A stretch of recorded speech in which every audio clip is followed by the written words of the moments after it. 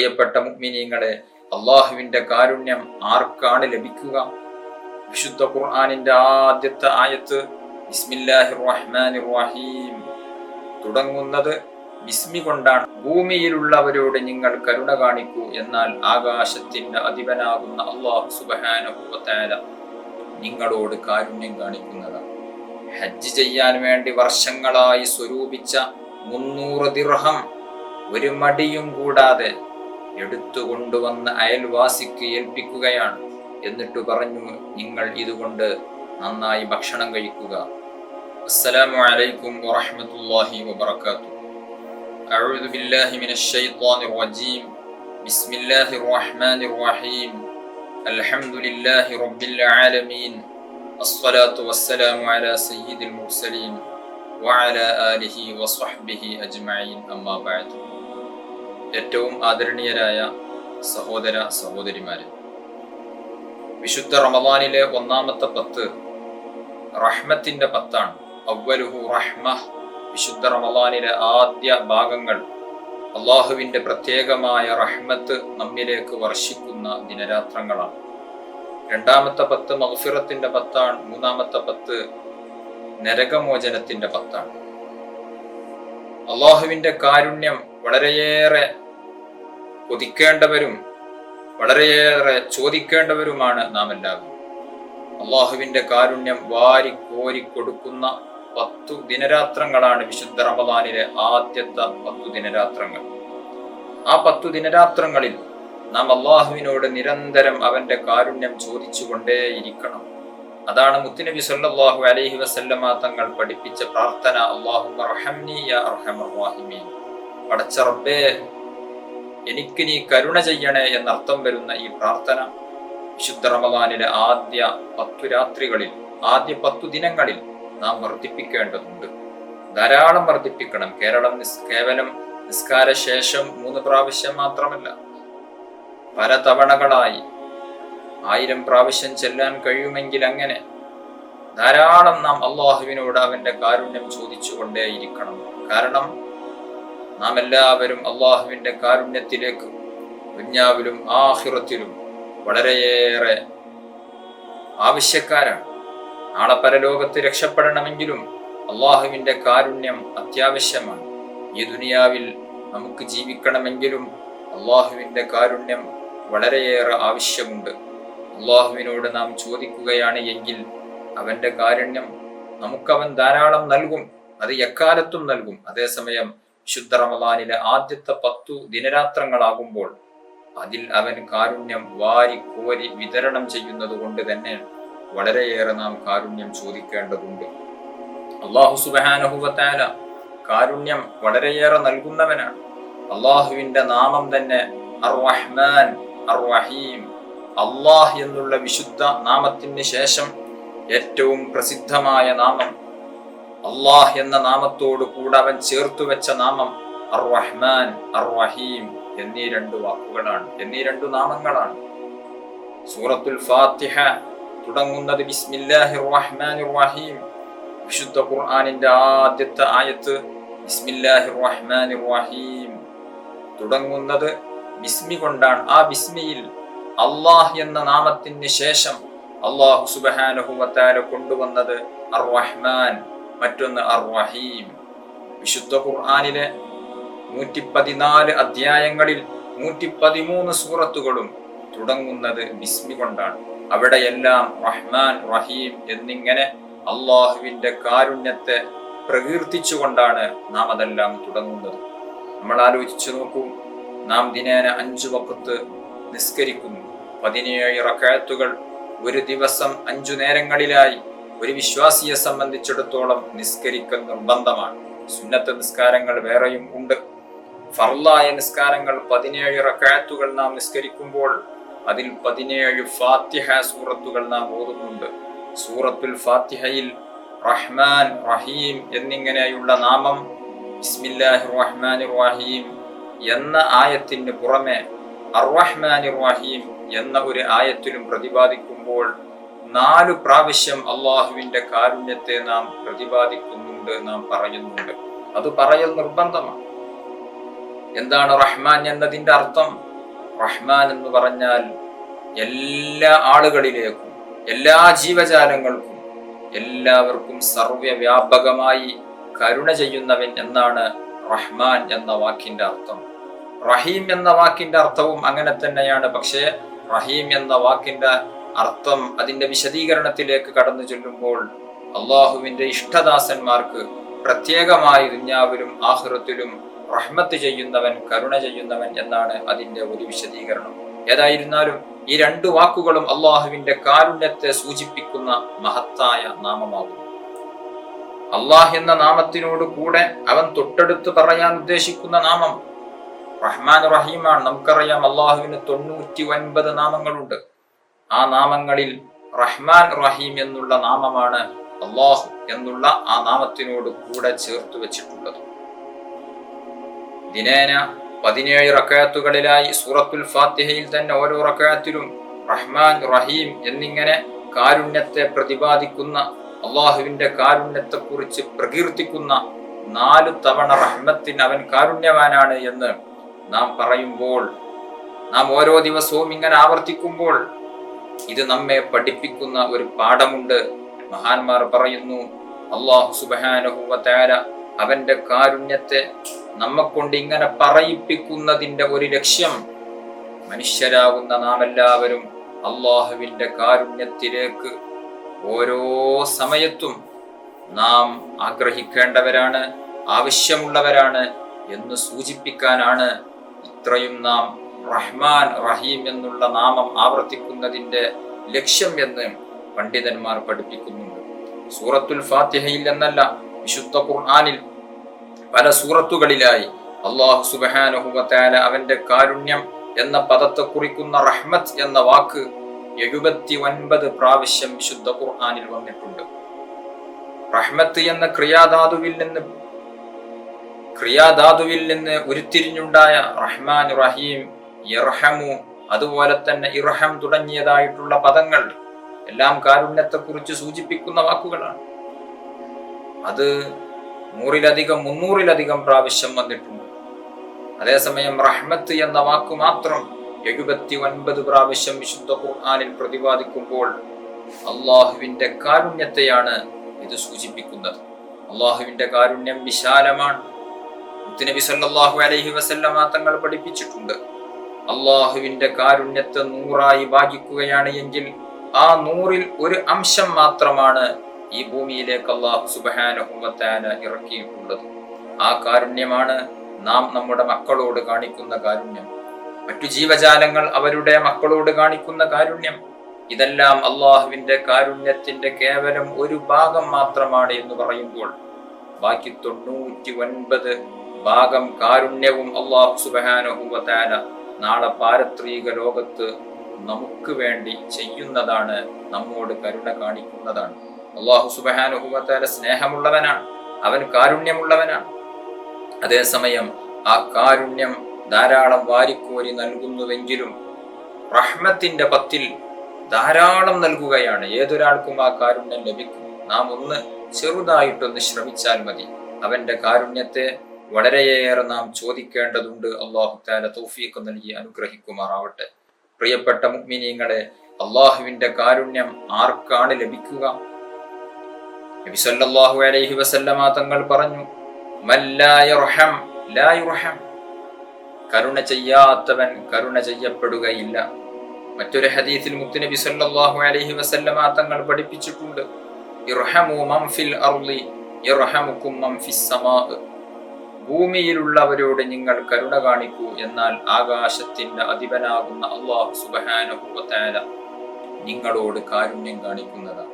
അതുകൊണ്ട് ഈ ഭൂമിയിലുള്ള സർവ്വജനങ്ങളോടും സർവ്വജീവജാലങ്ങളോടും എല്ലാവരോടും നാം കാരുണ്യം കാണിക്കുകയാണ് എങ്കിൽ, കാരുണ്യത്തിന്റെ മനസ്സോടുകൂടെ സ്നേഹത്തോടുകൂടെ പെരുമാറുകയാണ് എങ്കിൽ അള്ളാഹുവിന്റെ കാരുണ്യം ഇൻഷാ അള്ളാഹ് നമുക്ക് ലഭിക്കും. ആ കാരുണ്യം നാം കൂടുതൽ ചെയ്യേണ്ട ദിനരാത്രങ്ങളാണ് വിശുദ്ധ റമദാനിലെ ആദ്യ 10 ദിനങ്ങൾ. അതോടൊപ്പം അള്ളാഹുവിനോട് കൂടുതൽ അവന്റെ കാരുണ്യം നമുക്ക് ലഭിക്കാൻ വേണ്ടി കൂടുതൽ യാചിക്കേണ്ട, കൂടുതൽ ചോദിക്കേണ്ട 10 ദിനങ്ങളാണ് റമദാനിന്റെ ആദ്യത്തെ 10 ദിനങ്ങൾ. പ്രിയപ്പെട്ട സഹോദര സഹോദരിമാരെ, അള്ളാഹുവിന്റെ റഹ്മത്ത് ലഭിക്കാൻ ഒന്ന് അള്ളാഹുവിനോട് നിരന്തരം നാം റഹ്മത്തിനെ ചോദിച്ചു കൊണ്ടിരിക്കും. മറ്റൊന്ന് ഭൂമിയിലുള്ള സർവ്വ ജീവജാലങ്ങളോടും സർവരോടും നാം കാരുണ്യം കാണിക്കണം. ചെറിയ കുട്ടികളോട് കരുണ കാണിക്കണം, പാവപ്പെട്ട ജനങ്ങളോട് കരുണ കാണിക്കണം, അതുപോലെ തന്നെ മറ്റു ജീവജാലങ്ങളോട് കരുണ കാണിക്കണം. ആ കാരുണ്യ പ്രവർത്തനങ്ങളിലൂടെ നാം മുന്നേറുകയാണ് എങ്കിൽ ഇൻഷാ അള്ളാഹുവിന്റെ കാരുണ്യം നമുക്ക് ലഭിക്കുന്നതാണ്. പാവപ്പെട്ടവരെ ചേർത്തു പിടിക്കണം നാം, ദുർബലരായ ആളുകളോട് കൂടെ നിൽക്കണം നാം. അങ്ങനെ വരുമ്പോൾ അള്ളാഹുവിന്റെ കാരുണ്യം നമുക്ക് ലഭിക്കുന്നതാണ്. ആ കാരുണ്യം നമുക്ക് ലഭിക്കാനുള്ള മാർഗം അതൊക്കെയാണ്. പാവങ്ങളോട് കൂടെ നിൽക്കുമ്പോൾ, വിശക്കുന്നവരോട് കൂടെ നിൽക്കുമ്പോൾ, രോഗികളോട് കൂടെ നിൽക്കുമ്പോൾ നമുക്ക് അള്ളാഹുവിന്റെ കാരുണ്യം ലഭിക്കും. ഞാനൊരു ചെറിയ സംഭവം നിങ്ങളെ സൂചിപ്പിക്കുന്നു. ബഹുമാനപ്പെട്ട അബ്ദുല്ലാഹി ബിൻ മുബാറക് റളിയല്ലാഹു അൻഹു വലിയ പണ്ഡിതനാണ്. ഹിജ്റ 118 ജനിച്ചു, 181 വഫാത്തായ മഹാനാണ് അബ്ദുല്ലാഹി ബിൻ മുബാറക് റളിയല്ലാഹു അൻഹു. അബ്ദുല്ലാഹി ബിൻ മുബാറക് റളിയല്ലാഹു അൻഹു ഒരു വർഷം ഹജ്ജ് ചെയ്തു. ഹജ്ജൊക്കെ കഴിഞ്ഞതിന് ശേഷം മസ്ജിദുൽ ഹറാമിൽ വിശ്രമിക്കുകയാണ്, ഉറങ്ങുകയാണ്. ആ ഉറങ്ങുന്ന ഉറക്കിൽ ഒരു സ്വപ്നം കാണുകയാണ്. എന്താണ് സ്വപ്നം? 2 മലക്കുകൾ ആകാശത്തിൽ നിന്ന് ഇറങ്ങി വരുന്നു. ആ 2 മലക്കുകൾ ബഹുമാനപ്പെട്ട അബ്ദുല്ലാഹി ബിൻ മുബാറക് റളിയല്ലാഹു അൻഹുവിന്റെ തലഭാഗത്തും കാൽഭാഗത്തും വന്നിരുന്നു. കാൽഭാഗത്തുള്ള മലക്ക് അബ്ദുല്ലാഹി ബിൻ മുബാറക് തങ്ങളുടെ തലഭാഗത്തിരിക്കുന്ന മലക്കിനോട് ചോദിച്ചു, കം ഹജ്ജ മിനൻ നാസി ഹാദൽ ആം, ഈ വർഷം എത്ര ജനങ്ങൾ ഹജ്ജ് ചെയ്തിട്ടുണ്ട്? തലഭാഗത്തിരിക്കുന്ന മലക്ക് പറഞ്ഞു, 600,000 ലക്ഷം ആളുകൾ ഹജ്ജ് ചെയ്തിട്ടുണ്ട്. മറ്റേ മലക്ക് ചോദിച്ചു, എത്ര ആളുകളുടെ ഹജ്ജ് അല്ലാഹു തആല സ്വീകരിച്ചു? തലഭാഗത്തിരിക്കുന്ന മലക്ക് പറഞ്ഞു, അല്ലാഹു സുബ്ഹാനഹു വ തആല ഒരാളുടെ ഹജ്ജും സ്വീകരിച്ചിട്ടില്ല. പക്ഷേ അങ്ങ് ഡമസ്കസിലുള്ള ഈ വർഷം ഹജ്ജിന് വരാത്ത, ചെരുപ്പ് കുത്തി ജീവിക്കുന്ന പാവപ്പെട്ട ഒരു മനുഷ്യരുണ്ട്. അദ്ദേഹത്തിന്റെ പേര് മുവഫഖ് എന്നാണ്. അദ്ദേഹം ഹജ്ജിന് വന്നിട്ടില്ല. പക്ഷേ അദ്ദേഹത്തിന്റെ ബറക്കത്ത് കൊണ്ട് ഈ പ്രാവശ്യം ഹജ്ജിന് വന്ന സർവരുടെ ഹജ്ജും അല്ലാഹു തആല സ്വീകരിച്ചു. അയാൾക്ക് അല്ലാഹു സുബ്ഹാനഹു വ തആല ഹജ്ജ് ചെയ്ത പ്രതിഫലവും കൊടുത്തു. ഇതാണ് സ്വപ്നം. അബ്ദുല്ലാഹി ബിൻ മുബാറക് റളിയല്ലാഹു അൻഹു വലിയ മഹാനാണ്, വലിയ പണ്ഡിതനാണ്. അവർ ഉറക്കിൽ നിന്ന് എണീറ്റു. എന്താണ് ഈ സ്വപ്നത്തിന്റെ പൊരുളെന്നറിയാൻ അദ്ദേഹത്തിന് വല്ലാതെ ആഗ്രഹമായി. കാരണം ഞാനടക്കമുള്ള 6 ലക്ഷത്തിലധികം ആളുകൾ ഹജ്ജിന് വന്നിട്ടും അവരുടെ ഹജ്ജ് കാരണമായിട്ട് ഒരാളുടെ ഹജ്ജും അല്ലാഹു തആല സ്വീകരിച്ചിട്ടില്ല. മറിച്ച് ഹജ്ജിന് വരാത്ത ഡമസ്കസിലുള്ള മുവഫഖ് എന്ന് പേരുള്ള ഒരു സാധു മനുഷ്യന്റെ ബറക്കത്ത് കൊണ്ടാണ് ഈ പ്രാവശ്യം ഹജ്ജിന് വന്ന ആളുകളുടെ ഹജ്ജെല്ലാം അല്ലാഹു തആല സ്വീകരിച്ചത് എന്നാണ് ഈ 2 മാലാഖമാരുടെ സംസാരത്തിൽ നിന്ന് മനസ്സിലാക്കാൻ സാധിക്കുന്നത്. അതുകൊണ്ട് തന്നെ ബഹുമാനപ്പെട്ട അബ്ദുല്ലാഹി ബിൻ മുബാറക് റളിയല്ലാഹു അൻഹു അങ്ങ് ഡമസ്കസിലുള്ള മുവഫഖ് എന്ന് പേരുള്ള ഈ മനുഷ്യൻ ആരായിരിക്കും എന്നറിയാൻ വേണ്ടി ഡമസ്കസ് ലക്ഷ്യം വെച്ചുകൊണ്ട് നടന്നു നീങ്ങി. അദ്ദേഹം ഡമസ്കസിൽ ചെന്ന് കുറെ അന്വേഷിച്ചപ്പോൾ അദ്ദേഹത്തെ കണ്ടെത്താൻ സാധിച്ചു. അദ്ദേഹം അദ്ദേഹത്തിന്റെ വീട്ടിലാണ്. വീട്ടിലേക്ക് കയറി ചെന്നു. വാതിൽക്കൽ ചെന്ന് സമ്മതം ചോദിച്ചു. അകത്തു കയറി പരിചയപ്പെട്ടു. വരാനുണ്ടായ കാരണങ്ങളെല്ലാം വിവരിച്ചു കൊടുത്തു.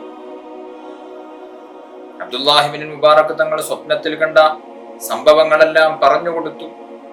എന്നിട്ട് ചോദിച്ചു, നിങ്ങൾക്ക് എന്താണ് ഇങ്ങനെ ഒരു മഹത്വം ലഭിക്കാനുള്ള കാരണം എന്ന് ചോദിച്ചപ്പോൾ മുവഫഖ് എന്ന പേരുള്ള ആ പാവം മനുഷ്യൻ പറഞ്ഞു, ഞാൻ വളരെ പാവപ്പെട്ട ഒരു വ്യക്തിയാണ്. ചെരുപ്പ് കുത്തി ജീവിക്കുന്ന ദരിദ്രനിൽ ദരിദ്രനായ മിസ്കീനായ ഒരു മനുഷ്യനാണ്. പക്ഷേ എൻ്റെ മനസ്സിൽ ഹജ്ജ് ചെയ്യാനുള്ള ഒരു ആഗ്രഹം വർഷങ്ങളായി എൻ്റെ മനസ്സിലുണ്ട്, എൻ്റെ അകത്തളത്തിലുണ്ട്. വലിയ ചെലവുണ്ട് ഈ നാട്ടിൽ നിന്ന് ഹജ്ജിന് പോകാൻ. അന്നത്തെ കാലത്ത് ഡമസ്കസിൽ നിന്ന് ഹജ്ജിന് പോകണമെങ്കിൽ 300 ദിർഹം വേണം. എനിക്ക് ചെരുപ്പ് കുത്തി കിട്ടുന്ന ചില്ലിക്കാശിൽ നിന്ന് ഒരു ചെറിയ വിഹിതം ഞാൻ ഹജ്ജിന് വേണ്ടി എല്ലാ ദിവസവും സ്വരൂപിച്ചു വെക്കും. അങ്ങനെ വർഷങ്ങളായി ഞാൻ സ്വരൂപിച്ചു വെച്ച പണം ഈ വർഷം അത് ഹജ്ജ് ചെയ്യാൻ പറ്റുന്ന രൂപത്തിലുള്ള ഒരു പണമായി.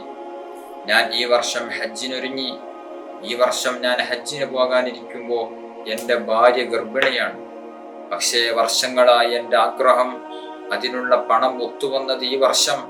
അതുകൊണ്ട് ഈ വർഷം തന്നെ ഹജ്ജിന് പോകാം എന്ന് മുവഫഖ് എന്നുള്ള ഈ മനുഷ്യൻ ആഗ്രഹിച്ചു. അബ്ദുല്ലാഹി ഇബ്നു മുബാറക് തങ്ങളോട് മുവഫഖ് എന്നു പേരുള്ള മനുഷ്യൻ പറയുകയാണ്, അങ്ങനെ ഇരിക്കെ ഞാൻ യാത്രക്കൊരുങ്ങി. ഒരു ദിവസം രാത്രി തന്റെ അയൽവാസിയുടെ വീട്ടിൽ നിന്ന് നല്ല പൊരിച്ച മാംസത്തിന്റെ ഗന്ധം എൻ്റെ വീട്ടിലേക്ക് അടിച്ചു വീശി. എൻ്റെ ഭാര്യ ഗർഭിണിയാണല്ലോ. ഭാര്യ എന്നോട് പറഞ്ഞു, എനിക്കും പൊരിച്ച മാംസം വേണം. ഞാൻ എവിടെ നിന്ന് മാംസം എടുത്തു കൊടുക്കും? അന്ന് ഭക്ഷണം സൂക്ഷിച്ചു വെക്കാൻ ഫ്രിഡ്ജില്ല. മാംസം പെട്ടെന്ന് രാത്രി വാങ്ങിക്കൊണ്ടുവരാൻ ഉള്ള ഒരു സാഹചര്യമില്ല.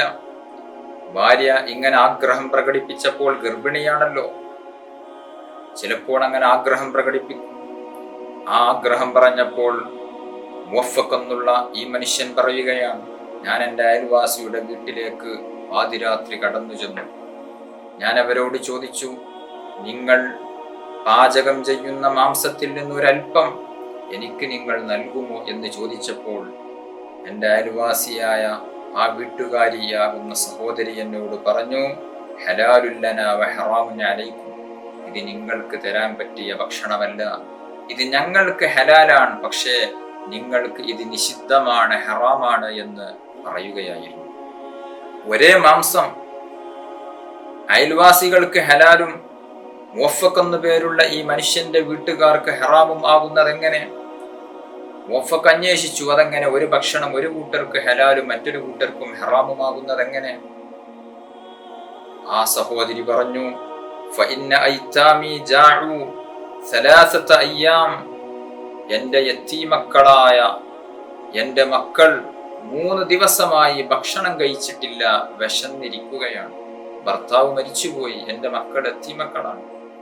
3 ദിവസമായി അവർ വിശപ്പനുഭവിക്കുകയാണ്. അങ്ങനെ ഇരിക്കെ ഇന്നലെ ഞാൻ രാവിലെ കതക് തുറന്ന് വീട്ടിൽ നിന്ന് പുറത്തിറങ്ങിയപ്പോൾ എൻ്റെ വീട്ടുമുറ്റത്തിൽ ഒരു ചത്ത കഴുത, ആ കഴുതയുടെ ശവം കിടക്കുന്നത് കണ്ടു. ഞാൻ അതിൽ നിന്ന് ഒരൽപ്പം മാംസം മുറിച്ചെടുത്തു. ആ മാംസം ഞാൻ സൂക്ഷിച്ചു വെച്ചു. അതാണ് ഇപ്പോൾ ഞാൻ പാചകം ചെയ്യുന്നത്. ശവത്തിന്റെ മാംസം, ഇത് ശവമാണ്. ശവം ഭക്ഷിക്കൽ നിഷിദ്ധമാണല്ലോ. അറുക്കാതെ ജീവികളെ നമുക്ക് ഭക്ഷിക്കാൻ പറ്റില്ല. അറുക്കുന്നതിന് നിബന്ധനകളുണ്ട്. ആ നിബന്ധനകൾ പാലിച്ചുകൊണ്ടായിരിക്കണം നാം അറവ് നടത്തേണ്ടത്. മത്സ്യങ്ങളെ അറുക്കേണ്ടതില്ല.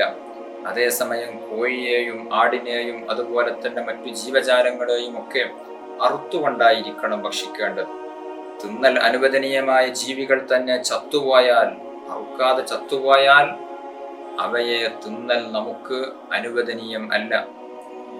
അറവ് നടത്താതെ ജീവൻ നഷ്ടപ്പെട്ട കോഴി, അറവ് നടത്താതെ ജീവൻ നഷ്ടപ്പെട്ട ആട് അല്ലെങ്കിൽ മറ്റേതെങ്കിലും ജീവജാലങ്ങൾ, അവയെ തിന്നൽ അനുവദനീയമല്ല, അത് നിഷിദ്ധമാണ്. അബ്ദുല്ലാഹി ഇബ്നുൽ മുബാറക് തങ്ങളോട് ഈ മനുഷ്യൻ പറയുന്നു, ഈ ഒരു മാംസം തന്റെ അയൽവാസികൾക്ക് ഭക്ഷിക്കൽ ആ ഒരു സാഹചര്യത്തിൽ ഹലാലാണ്. കാരണം ജീവന്റെ നിലനിൽപ്പിന് വേണ്ടി ചിലപ്പോൾ നിഷിദ്ധമായ ചില കാര്യങ്ങളെ തിന്നുന്നത് കൊണ്ട് വിരോധമില്ല. അവർ 3 ദിവസമായി പട്ടിണിയിലാണ്.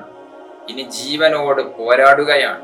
ജീവന് വേണ്ടി അവർ വല്ലാതെ ആഗ്രഹിക്കുകയാണ്. ജീവിക്കണമെങ്കിൽ ഭക്ഷണം കഴിക്കണമല്ലോ, ഇതല്ലാതെ വേറെ തിന്നാൻ ഭക്ഷണമില്ല.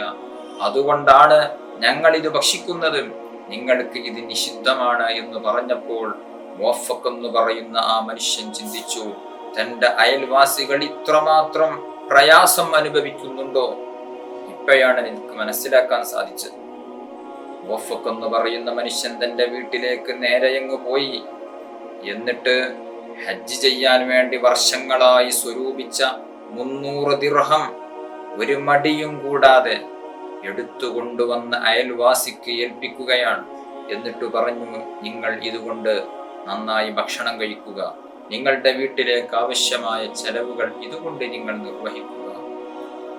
ഞാനതെന്റെ അയൽവാസിക്ക് കൊടുത്തു. എനിക്ക് ഹജ്ജിന് വരാൻ സാധിച്ചിട്ടില്ല. വർഷങ്ങളായി എൻ്റെ ആഗ്രഹം ആ ഒരു നിമിഷം കൊണ്ട് തകർന്നടിയുകയാണ്. എങ്കിലും എൻ്റെ അയൽവാസികൾക്ക് ഇത്രമാത്രം ഒരു നല്ല പ്രവർത്തനം ചെയ്തു കൊടുത്തതിൽ എനിക്ക് സന്തോഷമുണ്ട്. അബ്ദുല്ലാഹി ഇബ്നുൽ മുബാറക് റളിയല്ലാഹു അൻഹു എന്ന് പറയുന്ന ആ മഹാപണ്ഡിതൻ പറഞ്ഞു, ഇത് തന്നെയായിരിക്കും നിങ്ങൾക്ക് ഈ വർഷം ഹജ്ജിന്റെ പ്രതിഫലം അല്ലാഹു സുബ്ഹാനഹു വ തആല നൽകാനുള്ള കാരണം. നിങ്ങളുടെ ഈ ഒരു പ്രവർത്തനം കൊണ്ട് തന്നെയാണ് 6 ലക്ഷത്തിലധികം ആളുകൾക്ക് ഹജ്ജ് അല്ലാഹു സുബ്ഹാനഹു വ തആല അവരുടെ ഹജ്ജും അല്ലാഹു തആല സ്വീകരിക്കാനുള്ള കാരണം. നിങ്ങൾ ആലോചിച്ചു നോക്കൂ പ്രിയപ്പെട്ടവരെ, ഈ ഒരു കാരുണ്യ പ്രവർത്തനത്തെ കൊണ്ട് ഒന്നുമില്ലാതെ പട്ടിണിയിലായ തന്റെ അയൽവാസികൾക്ക് കാരുണ്യം ചെയ്തു കൊടുത്തതുകൊണ്ട് മുവഫഖ് എന്ന് പറയുന്ന ഈ സാധാരണ മനുഷ്യന് ഇത്ര വലിയ മഹത്വമാണ് അല്ലാഹു സുബ്ഹാനഹു വ തആല നൽകിയത്. ആ ഒരു മനുഷ്യന്റെ മഹത്വം മഹാപണ്ഡിതനായ അബ്ദുല്ലാഹി ഇബ്നുൽ മുബാറക് തങ്ങളിലൂടെ അല്ലാഹു സുബ്ഹാനഹു വ തആല വ്യക്തമാക്കുകയാണ്. അതുകൊണ്ട് ഈ വിശുദ്ധ റമളാനിന്റെ ആദ്യത്തെ 10 ദിനരാത്രങ്ങളിൽ അള്ളാഹുവിനോട് നിരന്തരം കാരുണ്യത്തെ നാം ചോദിച്ചുകൊണ്ടിരിക്കുക. അതോടുകൂടെ ഇത്തരത്തിലുള്ള കാരുണ്യ പ്രവർത്തനങ്ങൾ നാം ചെയ്തുകൊണ്ടിരിക്കുക. ഇൻഷാ അല്ലാഹ് അള്ളാഹുവിന്റെ കാരുണ്യം നമുക്ക് ലഭിക്കും എന്നുള്ളത് തീർച്ചയാണ്. റമളാനിൽ മാത്രമല്ല, എല്ലാ സമയത്തും എല്ലാ ദിവസങ്ങളിലും നാം കാരുണ്യ പ്രവർത്തനങ്ങളിൽ നിരന്തരം നാം പ്രവർത്തിച്ചു കൊണ്ടിരിക്കുകയാണ് എങ്കിൽ അള്ളാഹുവിന്റെ കാരുണ്യം നമുക്ക് ലഭിക്കും. റമളാനിലെ ആദ്യ 10 ദിനരാത്രങ്ങളിൽ അതൊന്ന് കൂടുതലാക്കുകയും അള്ളാഹുവിനോട് അവന്റെ കാരുണ്യത്തെ കൂടുതൽ ചോദിക്കുകയും വേണം. അള്ളാഹു സുബ്ഹാനഹു വ തആല അവന്റെ കാരുണ്യം നമുക്ക് എന്നും വർഷിപ്പിച്ചു തരുമാറാവട്ടെ. അർഹമുർ റഹീമീനായ അല്ലാഹ്, ഞങ്ങൾ പറഞ്ഞതും കേട്ടതും നീ സ്വീകരിക്കണം റഹ്മാനെ. നിന്റെ കാരുണ്യം ഞങ്ങൾക്ക് നീ ധാരാളം നൽകണം അല്ലാഹ്. ദുനിയാവിലും ആഖിറത്തിലും നിന്റെ കാരുണ്യം ഞങ്ങൾക്ക് നീ വർഷിപ്പിച്ചു തരണം റഹ്മാനെ. ഞങ്ങൾ പാപികളാണ്, പാപങ്ങൾ പൊറുക്കണം അല്ലാഹ്. ഞങ്ങളിൽ ഒരുപാട് രോഗികളുണ്ട്, നീ ശിഫാ നൽകണം റഹ്മാനെ. ഒരുപാട് വിഷമങ്ങൾ അനുഭവിക്കുന്നവരുണ്ട്, ഒരുപാട് കടങ്ങളെ കൊണ്ട് വരഞ്ഞവർ, വീടില്ലാതെ കഷ്ടപ്പെടുന്നവർ, ജോലിയില്ലാതെ ബുദ്ധിമുട്ടുന്നവർ, എല്ലാവർക്കും നീ സലാമത്ത് നൽകണം റഹ്മാനെ. ഞങ്ങൾക്കെല്ലാം നിന്റെ പൊരുത്തത്തിലായിട്ടുള്ള ആഫിയത്തോടുകൂടെയുള്ള ദീർഘായുഷ്യ നൽകണം റഹ്മാനെ. അവസാനം മരിക്കുന്ന സമയത്ത് കാമിലായ ഈമാനോടുകൂടെ മരിക്കാൻ നീ ഭാഗ്യം നൽകണം റഹ്മാനെ. ഞങ്ങളിൽ പലരും നേരത്തെ അങ്ങ് മരണപ്പെട്ടു പോയി, അവർക്കെല്ലാവർക്കും നീ മഗ്ഫിറത്ത് നൽകണം റഹ്മാനെ. അവരെയും ഞങ്ങളെയും ഞങ്ങൾ സ്നേഹിക്കുന്ന, ഞങ്ങൾക്ക് കടപ്പാടുള്ള ആരെല്ലാം ഉണ്ടോ അവരോടൊന്നിച്ച് നാളെ സ്വർഗീയ ലോകത്ത് മുത്ത് നബി സല്ലല്ലാഹു അലൈഹി വസല്ലം തങ്ങളുടെ കൂടെ ഞങ്ങളെ നീ ഒരുമിപ്പിക്കണം റഹ്മാനെ. ആമീൻ ബിറഹ്മതിക യാ അർഹമർ റഹീമീൻ. വസല്ലല്ലാഹു അലാ ഖൈരി ഖൽഖിഹി സയ്യിദിനാ മുഹമ്മദിൻ വആലിഹി വസഹ്ബിഹി അജ്മഈൻ. സുബ്ഹാന റബ്ബിക റബ്ബിൽ ഇസ്സത്തി അമ്മാ യസിഫൂൻ വസലാമുൻ അലൽ മുർസലീൻ വൽഹംദുലില്ലാഹി റബ്ബിൽ ആലമീൻ. ദുആ വസിയ്യത്തോടെ അസ്സലാമു അലൈക്കും വറഹ്മത്തുള്ളാഹി വബറകാതുഹു.